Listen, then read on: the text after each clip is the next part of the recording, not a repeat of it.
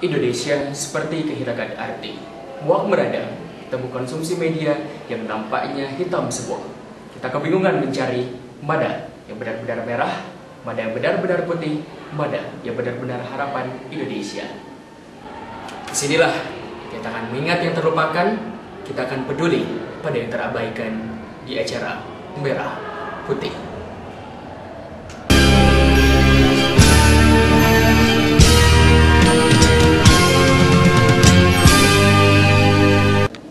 Pemirsa, di acara Merah Putih, kita akan menghadirkan satu figur inspiratif yang akan menginspirasi Anda. Tapi sebelumnya, marilah kita lihat bersama kacamata Merah Putih hari ini.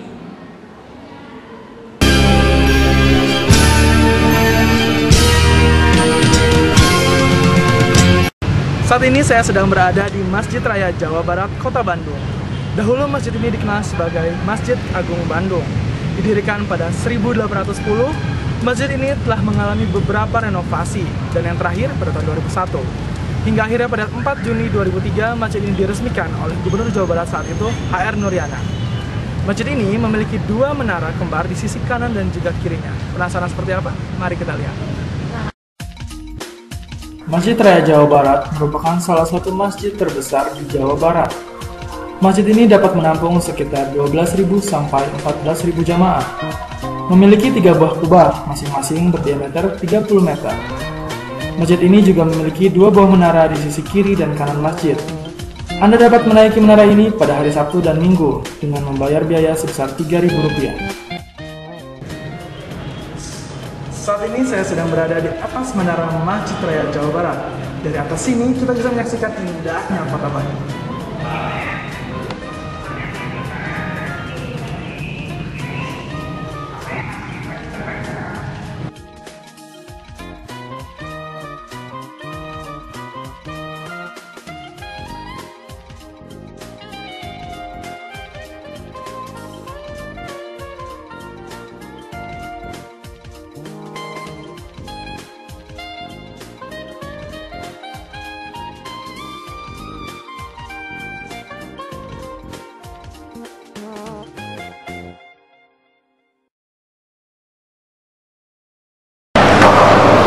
Kali ini saya sudah di salah satu tempat nongkrong anak muda Kota Bandung, tepatnya di Lucky Square. Seperti yang bisa kalian lihat, di belakang saya sudah ada komunitas skateboard, di mana di dalamnya terdapat satu komunitas skateboard di Kota Bandung.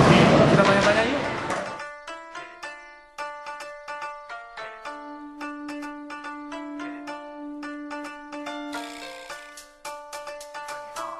Kota Bandung tidak hanya dikenal sebagai kota kuliner dan kota fashion. Di kota ini juga terdapat berbagai komunitas, salah satunya adalah komunitas skateboard. Komunitas skateboard ini bermain di sebuah skatepark indoor di kota Bandung. Skatepark ini terdapat di salah satu pusat perbelanjaan kota Bandung. Tempat ini terbuka bagi siapa saja.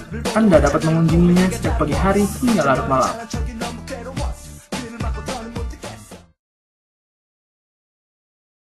Halo pemirsa kacamata merah putih, kali ini saya sedang berada di depan salah satu ikon kota Bandung. Inilah Gedung Isola. Gedung Isola didirikan pada tahun 1933. Sejak saat itu, gedung ini telah mengalami banyak alih fungsi. Seperti apa perkembangannya? Mari kita saksikan liputan yang satu ini. Villa Isola adalah bangunan villa yang terletak di kawasan pinggiran utara kota Bandung. Berlokasi di dataran tinggi, gedung ini dipakai oleh Institut Keguruan dan Ilmu Pendidikan Bandung yang sekarang menjadi Universitas Pendidikan Indonesia. Villa Isola adalah salah satu bangunan bergaya arsitektur Art Deco yang banyak dijumpai di Bandung. Villa Isola dibangun pada tahun 1933 oleh seorang hartawan Belanda bernama Dominic Willem Beretti. Kemudian bangunan mewah yang dijadikan rumah tinggal ini dijual dan menjadi bagian dari Hotel Savoy Homan. Perkembangan selanjutnya, gedung ini dijadikan Gedung Universitas Pendidikan Indonesia dan digunakan sebagai kantor rektorat.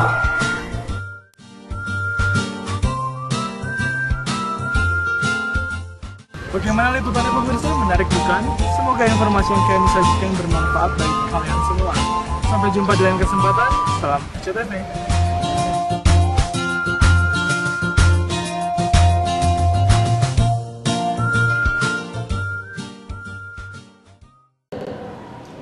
Pemirsa, telah kita saksikan bersama kacamata merah putih hari ini. Seperti seperti yang telah saya sampaikan, kami akan menghadirkan satu figur inspiratif yang akan menginspirasi Anda. Mari kita undang bersama Kang Ade Rahmat Gumilar.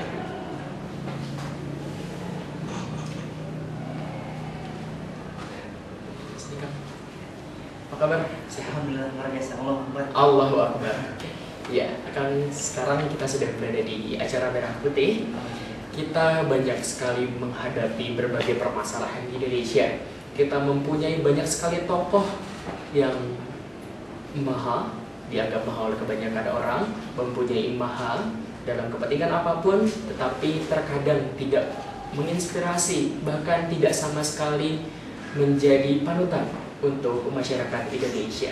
Tapi di sini kami menghadirkan Akang yang mempunyai semangat jiwa yang tinggi, yang kiranya mempunyai potensi luar biasa dan memiliki keistimewaan di antara yang lainnya, Kang ya. Iya. Kita kenalan dulu nih sahabat pemirsa bahwa di sini kita sudah bersama Kang Ade Rahmat Gumilar. Betul ya? Betul. Kang Ade Rahmat Gumilar sekarang kuliah. Iya, alhamdulillah kuliah Kuliah di universitas mana? di Universitas Pendidikan Indonesia. Universitas Pendidikan Indonesia. Sekarang semester berapa, Bang? Semester 1. Masih semester 1 ya, masih mengawali ya, masih mengawali. Oke, sebelumnya telah disampaikan bahwa Akang memiliki keistimewaan di antara yang lain. Dan ketika keistimewaan ini, Akang harus menjalani segala sesuatu yang normal, Iya. dan membiasakan diri beradaptasi dengan kebiasaan dengan teman-teman yang lain. Betul ya? Adakah kesulitan ketika beradaptasi? Adakah kesulitan ketika harus menyamakan diri dengan yang lain? Tentunya ada ya kesulitan. Yang pertama, kesulitan beradaptasi dengan lingkungan. Lingkungan di sini saya harus mengetahui letak-letak kelas, letak-letak jalan, arah dari gerbang ke fakultas. Mulai dari gerbang sampai ke fakultas itu kan harus dihafalkan dulu baru bisa mandiri ya? Iya. Biasanya menggunakan alat bantu? Iya, menggunakan alat bantu yaitu tongkat. Tongkat ya, biasanya begitu. Kalau misalnya berkomunikasi setiap hari seperti apa? Kita kan kebanyakan tahunya ketika kita use gadget, Iya. kita yang biasa, seorang orang seperti biasa bisa langsung. Tapi kalau misalnya mempunyai keistimewaan seperti Akang sendiri seperti apa di dalam berkomunikasi? Sekarang ini udah canggih teknologi, jadi ada aplikasi screen reader, pembaca layar. Oh, screen reader ya. Ketika saya menggunakan gadget, HP ataupun itu laptop, saya dapat menggunakannya dengan mudah. Jadi bisa didengarkan karena HP itu bersuara. Oke. Pernah ada yang berbicara bahwa ketika kita mempunyai keistimewaan, istilahnya ketika kita mempunyai keistimewaan atau kekurangan di alat indera seperti penglihatan, biasanya ada keistimewaan tersendiri, ada sesuatu hal yang lebih yang diberikan Tuhan. Kalau misalnya di dalam sebuah film kan ada yang tidak bisa melihat, tapi indera perasaannya, indera pendengarannya jauh lebih kuat di antara yang lain. Apakah Akang merasakan seperti itu? Ya, rasakan. Jadi dari pendengaran, ketika saya mendengar suara seseorang, misalnya saya baru mendengar sekali, saya dapat langsung menghafalnya gitu. Oh, bisa langsung hafal ya? Iya. Jadi ketika saya ketemu Akang, Iya. terus saya 3 tahun tidak bertemu, lalu bertemu lagi Akang akan insya Allah masih ingat ya. Iya. Luar biasa sekali. Nah Kang, ketika setiap orang punya keistimewaan seperti Akang, bagaimana cara Akang untuk tetap percaya diri, untuk tetap memotivasi diri untuk menjadi yang terbaik walau dalam keistimewaan seperti ini? Caranya itu kita tetap yakin kepada Allah bahwa kita juga punya potensi. Banyak bersyukur juga bahwa saya hanya diberi kekurangan dari mata gitu. Saya masih bisa mendengar, saya masih bisa berjalan. Bersyukur, dan saya pun bisa seperti mereka gitu. Saya benar sekali ya. Di sini juga kita akan memberitahukan kepada pemirsa bahwa setiap orang mempunyai keistimewaan masing-masing. Bagaimanapun keistimewaannya, kita akan tampilkan satunya adalah Akang akan membacakan ayat suci Al-Quran ya, yang di mana ayat suci Al-Quran ini dengan braille ya. betul. Bagaimana berapa lama untuk bisa menghafal Braille serumit ini? Saya kira rumit ya kalau Cukup rumit, iya. rumit sekali. Saya belajar lama juga sih, sekitar 3 tahun dari SD kelas 4 sampai SD kelas 6. SD kelas 4 sampai SD kelas 6. Iya. Sampai lancar itu. 2 tahun ya? Iya. 2 tahun. Kita bisa dengarkan bersama terlebih dahulu di acara Merah Putih ini. A'udzu billahi minasy syaithanir rajim. Bismillahirrahmanirrahim. Alif lam ra. Tilka ayatul kitabil hakim. Akana linnasi ajaban an awhayna ila rasulin minhum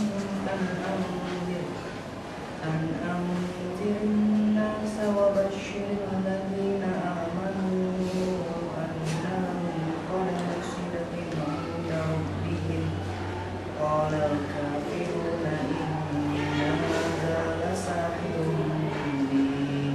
Shadaqallahul 'azim. Kiranya untuk membaca Al-Quran dengan huruf Braille itu salah satu keistimewaan tersendiri ya. Dan boleh, boleh. Ketika tadi kita sudah bertanya bahwa untuk menjadi seseorang yang berbeda di tengah kebanyakan orang yang biasa itu sangat-sangat sulit. Sama halnya seperti orang yang seperti titik hitam di antara susu putih ya. Iya. Saya ingin bertanya, siapa yang sangat-sangat memotivasi Akang Gugum di sini dalam menjalani segala aktivitas? Karena motivasi itu ibu saya. Ibu Saya itu luar biasa mendorong saya untuk mandiri, mendorong saya untuk berani dan tidak minder. ada tidak salah satu momen ketika orang tua, keluarga atau teman kerabat mengetahui keistimewaan yang kamu punya, mereka merasa kecewa, menghindar, atau terkesan meremehkan? Karena kan biasanya kita fair saja ya, bahwa ketika ada orang yang berbeda di antara kebanyakan, mereka malah diremehkan, mereka disepelekan.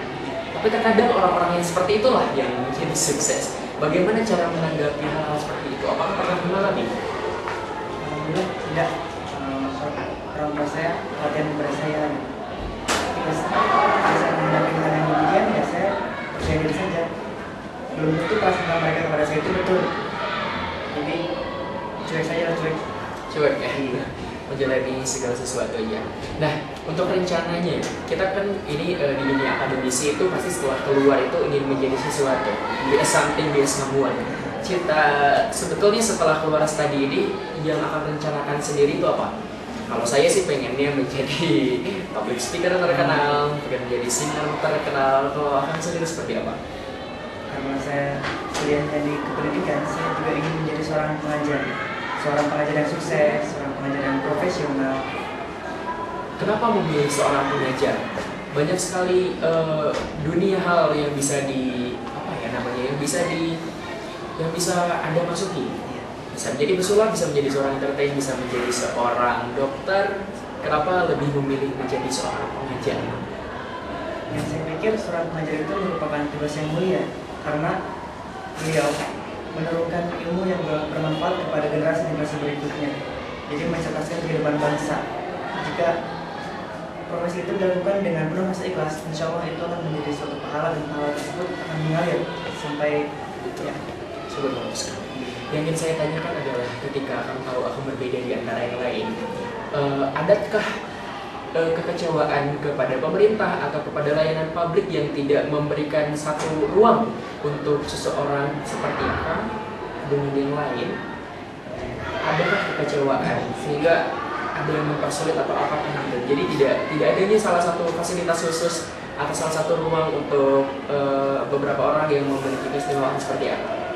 Masih ketika berjalan di trotoar gitu, masih banyak trotoar yang rusak, tidak ada jalan khusus untuk penyandang seperti saya gitu, tunanetra ataupun angkot gitu. Tidak ada yang khusus angkot yang bisa berhenti gitu. Jadi saya harus membutuhkan orang lain untuk menyatakan hal tersebut. Tetapi yang harus kita sadari bersama pemirsa, dimanapun kita berada, biasanya kita melihat seorang yang memiliki keistimewaan seperti ini, tapi tidak pernah seorang pun, saya lihat tidak pernah ada seorang pun yang tidak menolong seseorang yang memiliki keistimewaan. Tidak pernah kan Anda ketika dalam satu momen, ketika membutuhkan pertolongan, tidak ada yang menolong? Pastilah karena kita semua manusia toleran, kita semua mempunyai hasrat untuk ingin menolong. Mudah-mudahan kita semua akan terus seperti ini, saling mengasihi. Dan kalau tadi saya membicarakan tentang ketika keluar studi ini menjadi apa, sebetulnya harapan besar ke depan dalam kehidupan akal yang paling ingin dicapai itu apa? Membahagiakan orang tua kah? Membahagiakan diri sendiri? Atau membahagiakan pasangan hidup? Yang pasti menjadi orang sukses, menjadi manusia yang diridhoi oleh Allah juga, bisa membahagiakan semua orang lah, bisa menjadi orang yang bermanfaat bagi orang lain. Bisa menjadi orang bermanfaat bagi orang lain. Kalau misalnya sekarang saya bilang di depan Anda sudah ada kamera, Anda boleh bicara kepada teman-teman yang pernah mungkin di belakang Anda atau siapapun. Setiap orang itu setidaknya pasti ada orang yang membicarakannya di belakang. Bagi apa yang akan Anda ucapkan kepada mereka yang menghindari Anda, yang berusaha menandaikan Anda di belakang?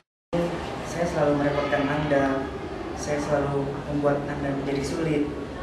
Tetapi itu semua bukan kehendak saya.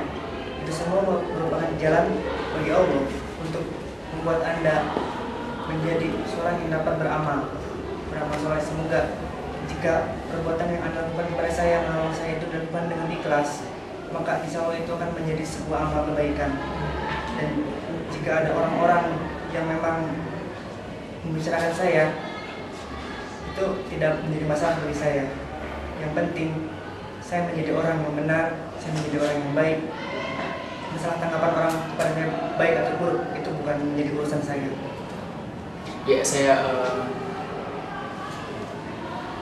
saya tahu juga bahwa ada beberapa kata yang, satu kalimat yang sangat saya suka dari Eminem. Dia berkata, I don't care if you gay, lesbian, or straight, normal ya, atau kamu yang tinggi, kamu yang pendek, atau kamu yang memiliki kekurangan, ataupun kamu yang memiliki kesempurnaan.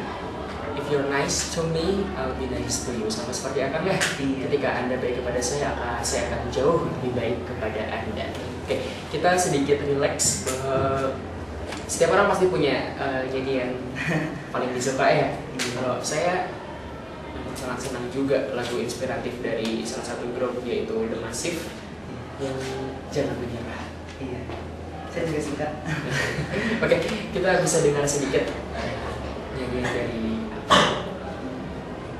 lagu The Massive. Pemirsa, kita dengarkan bersama lagu The Massive yang akan dinyanyikan oleh Kang Adi Rahman.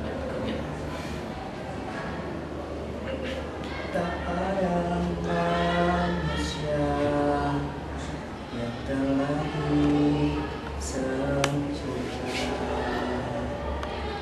Jangan kau sesali segala yang telah terjadi.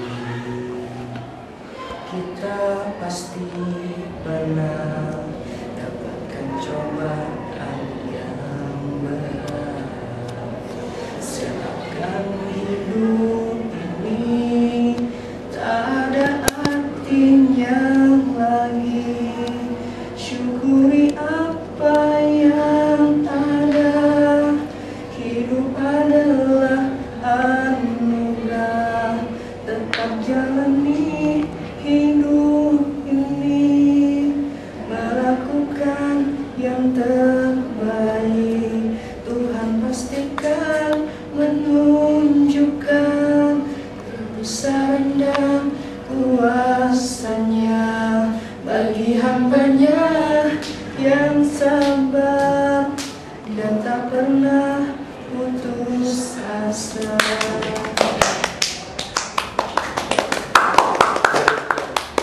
Sangat menyentuh. Tuhan pastikan menunjukkan kebesaran dan kuasa-Nya bagi hamba-Nya yang sabar dan tak pernah putus asa.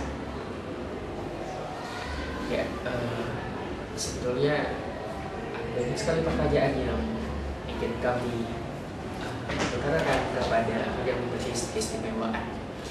Tapi di penghujung acara Merah Putih kita akan akhiri sampai di sini saja ya Kang ya. Iya. Terima kasih sudah hadir di acara Merah Putih pada hari ini. Kalau bisa ditutup dengan question atau kata-kata mutiara kepada pemirsa yang ada di acara Merah Putih. Kata-kata mutiara dari saya. Iya. Jadilah orang yang bermanfaat bagi orang lain dan jangan jadi orang yang tidak bermanfaat.